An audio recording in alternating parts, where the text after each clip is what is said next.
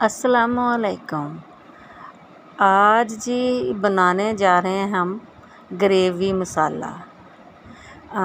Gravy में आप इसे यूज़ करें शोरबे में, शोरबा थिक करने के लिए, सालन में जायके के लिए। सालन मसाला है ये, बहुत मज़े का बनता है। और इसके अलावा इसके बहुत यूजेस हैं जो कि मैं आपको बताऊंगी। आप इसे किसी भी सालन में ऐड करें तो मैं साथ साथ आपको इसके इस्तेमाल भी बता देती हूँ और इसको बनाने का तरीका भी बता देती हूँ। ये बहुत सादा सी चीज़ है लेकिन बहुत मज़े की होती है, आप ज़रूर बना के रखें। तो इसमें हैं जी सबसे पहले ये 3-4 चीज़ें हैं जिसमें सबसे अहम है चने की दाल। चने की दाल आपने लेकर साफ़ कर लेनी है, खुश्क ही। तो इसको आपने अच्छे से साफ़ कर लेना है, टॉवल से साफ़ कर लें, धोना नहीं है। तो इसके बाद ये हैं जी तिल, सेसम सीड्स जिन्हें कहते हैं।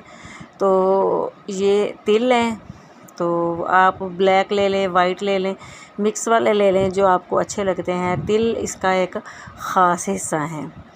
तो इसके अलावा जी ये है गरम मसाला।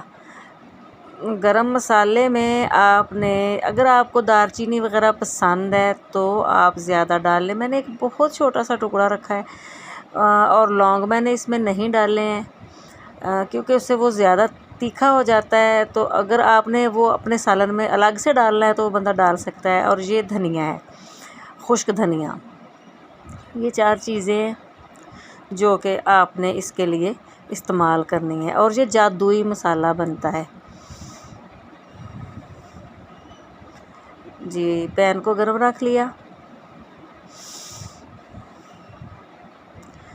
आप इस मसाले को सालन के बिल्कुल एंड पर, अगर आपको अपना शोरबा थिक नज़र नहीं आ रहा है तो आप उसमें थोड़ा डाल दें, या किसी खुश्क सब्ज़ी पर भी, गोभी गोश्त है, इस किस्म की कोई भी चीज़ है तो उसके एंड पे भी आप इसे डाल सकते हैं। या आप अगर कबाब वगैरह बनाने लगे हैं या कोई ऐसी आपने चीज़ बनाई है तो उसका बैटर आपसे जो है वो थोड़ा पतला हो गया है तो उसमें आप ये मसाला ऐड कर दें तो वो भी थिक होके आपका बैटर जो है वो ठीक हो जाएगा। तो जी ये चने की दाल को पहले हमने भून लेना है और इनको अलग अलग भूनना है। इनको इकट्ठे भूना जा सकता है लेकिन फिर कुछ कम कुछ ज़्यादा के हिसाब से इसका जायका ठीक नहीं रहता, इसलिए हर चीज़ अलग से भून लें तो अपने हिसाब से समझ आ जाती है कौन सी चीज़ ठीक भुनी हुई है जी। चने की दाल भून ली है। अब मैंने ये तिल थोड़े से भूनने हैं, बहुत ज़्यादा इनको ब्लैक नहीं कर देना है। बस जब इनकी खुशबू आने लगे और ये तो उछलना शुरू हो जाते हैं, जब ये काफ़ी उछलना शुरू हो जाएं तो तिल भून गए।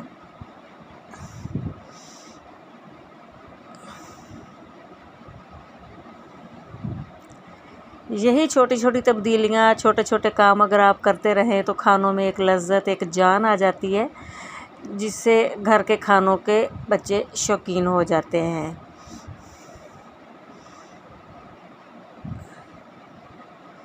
कोशिश किया करें ऐसी छोटी छोटी चीज़ें फ़ारग वक्त में घर ट्राई करें।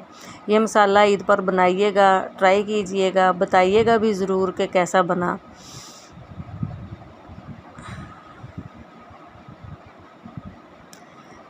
जी गरम मसाला और धनिया जो है इनको हल्का सा ही भूनना है, बहुत ज़्यादा नहीं भूनना। तो इसको हम इकट्ठा ही भून लेते हैं क्योंकि इनको बहुत ज़्यादा भूना नहीं जाएगा। मैं ये मसाला थोड़ा कम रखती हूँ क्योंकि बाद में अपने सालन में अपने हिसाब से ऐड किया जा सकता है। तो अगर हो सकता है कि हमने किसी ऐसी चीज़ में इसको ऐड करना हो जिसमें तेज़ मसाले की ज़रूरत ना हो। अगर आप इस चैनल पर नए हैं तो प्लीज़ चैनल को सब्सक्राइब कर दें और बेल आइकन दबा दें, जिससे हमारी वीडियोस आपको मिलती रहेंगी। और नई नई वीडियोस के लिए चैनल को ज़रूर सब्सक्राइब कर दें।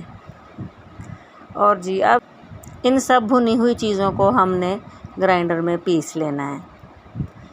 तो बहुत बारीक बेशक ना पीसें, क्योंकि ये भुनी हुई दाल है।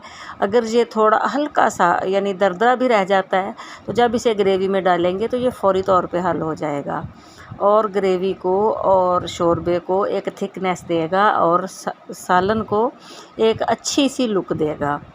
लुक तो देगा ही, जायका भी देगा। अच्छे से ग्राइंड कर लिया और खुशबू इतनी ज़बरदस्त किस्म की होती है इसकी कि पता चलता है कि कोई चीज़ पकी है।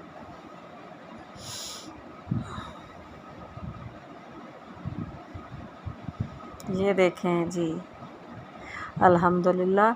और इतनी ज़बरदस्त खुशबू आ रही है ना इस वक्त, ये देखें। बहुत बारीक नहीं है, लेकिन बस इस किस्म का इसको आपने पीस लेना है। जो तिल होते हैं वो पिसे हुए और भुने हुए जो होते हैं वो सालन को, ग्रेवी को या किसी भी फूड को बहुत अच्छा टच देते हैं, बहुत अच्छे रहते हैं। तो आपने अगर टिक्कियाँ वगैरह या इस किस्म की कोई चीज़ बनाने के लिए या मेज़ा बनाए और वो पतला रह जाए तो उसमें डाल लें। अगर कच्चे कीमे की टिक्कियाँ आप बना रहे हैं तो वो जुड़ नहीं रही तो उसमें थोड़ा सा ऐड कर लें तो भी बहुत अच्छी तैयार हो जाती हैं। और जी सालन को तो ये बहुत ही अच्छा टेक्सचर देता है, बहुत ही अच्छा देता है। आपने 1 किलो अगर चिकन है तो इसमें 2 चम्मच ये मसाला यूज़ करना है।